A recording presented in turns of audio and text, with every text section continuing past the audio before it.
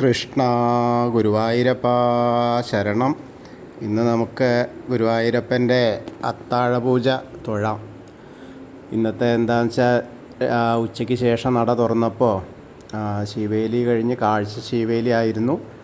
മൂന്ന് ആനപ്പുറത്തിങ്ങനെ ഗുരുവായൂരപ്പൻ എഴുന്നള്ളിയിട്ട് മേളത്തോട് കൂടിയിട്ട് ഇങ്ങനെ കാഴ്ച ശീവേലി അതൊക്കെ കഴിഞ്ഞ് ദീപാരാധന കഴിഞ്ഞു.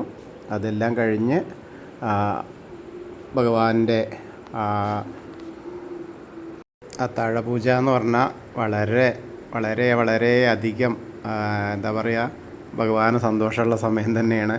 കാരണം എന്താ വെച്ചാൽ അപ്പം, അട, അവൽ നിവേദ്യം അങ്ങനത്തെ ഒക്കെ, അതുപോലെ പാൽപ്പായസം, അതേപോലെ തന്നെ ശർക്കര പായസം, പാലടപ്രഥമൻ എല്ലാം വെച്ചിട്ട് ഭഗവാന് നേദിക്കുകയാണ്. അപ്പോൾ അത് ആ ഒരു കാഴ്ച എന്ന് പറഞ്ഞാൽ വളരെ മനോഹരമായിട്ടുള്ളൊരു കാര്യമാണ്. നമ്മൾ ഉച്ചപൂജയ്ക്ക് പോയപ്പോൾ കണ്ടത് നമ്മുടെ ബലരാമൻ സ്വാമിയല്ലേ. ആ ബലരാമൻ സ്വാമി തന്നെയാണ്. ഇനിയിപ്പോൾ നാളെ രാവിലെ വരെ മറ്റ് പുണ്യാഹങ്ങളൊന്നും വന്നില്ലെങ്കിൽ നാളെ രാവിലെ വരെ നിർമാല്യം വരെ അത് തന്നെയാണ്. അപ്പം ഇന്ന് ബലരാമസ്വാമിയായിട്ടാണ് അത്താഴപൂജ സമയത്തും ആ ഒരു കാഴ്ച അതിമനോഹരമായിരുന്നു.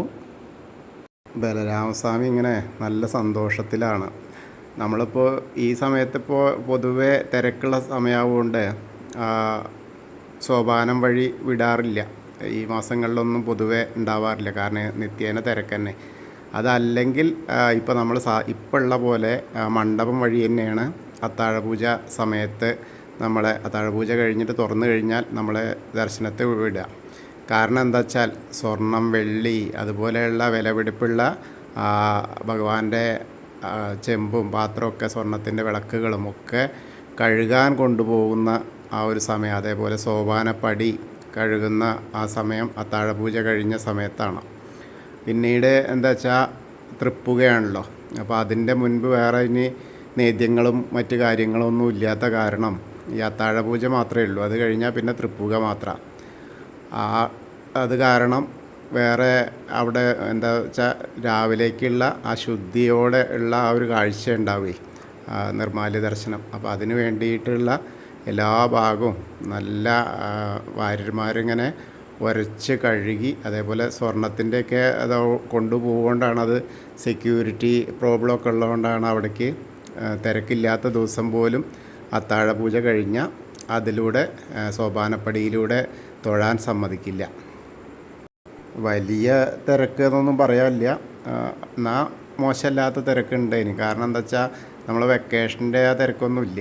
അപ്പോൾ അതുകൊണ്ട് കുറച്ച് നേരത്തേക്ക് തന്നെ ഇപ്പോൾ ഇനി അത്താഴപൂജ കഴിഞ്ഞ് വേഗം തന്നെ ശീവേലി ഒക്കെ ആവും. അപ്പോൾ അതിനുള്ള തയ്യാറെടുപ്പുകളൊക്കെ ആവാറായി തുടങ്ങിയിരുന്നു. അടുത്ത പിന്നെ വിളക്കെഴുന്നള്ളിപ്പും മറ്റു കാര്യങ്ങളൊക്കെയാണ്. അത് കഴിഞ്ഞ് തൃപ്പുക അതൊക്കെ ആവും. എന്തായാലും നമ്മൾ ഇന്നിപ്പോൾ പോയിട്ട് എല്ലാവരും അത്താഴപൂജ കണ്ടു, തൊഴുതു. നേരത്തെ നമ്മൾ പുറത്ത് പോയപ്പോൾ ദീപാരാധന കണ്ടുവല്ലോ ആ ലൈവിൽ. അതേപോലെ ഇന്നിപ്പോൾ എല്ലാവരും മനസ്സുകൊണ്ട് അത്താഴപൂജ കണ്ടു തൊഴുതായിട്ട് അങ്ങനെ സങ്കല്പിച്ചോളൂ കേട്ടോ. നമ്മൾ ആ സോപാനപ്പടിയിൽ നിന്ന് അത്താഴപൂജ കണ്ടു തൊഴുതു എന്നങ്ങോട്ട് മനസ്സുകൊണ്ട് ആ ഗുരുവായൂരപ്പൻ്റെ മുന്നിലാണ് നിൽക്കുന്നത് എന്നങ്ങനെ സങ്കല്പിച്ച് ഗുരുവായൂരപ്പനെ നന്നായിട്ട് പ്രാർത്ഥിക്കുക. അപ്പോൾ ആ ഗുരുവായൂരപ്പൻ്റെ അനുഗ്രഹം നമ്മളിലേക്ക് എത്തും. കൃഷ്ണായ വാസുദേവായ ഹരയേ പരമാത്മനെ പ്രണതക്ലേശനാശായ ഗോവിന്ദായ നമോ നമഃ. ഹരേ കൃഷ്ണ. ഗുരുവായൂരപ്പ ശരണം.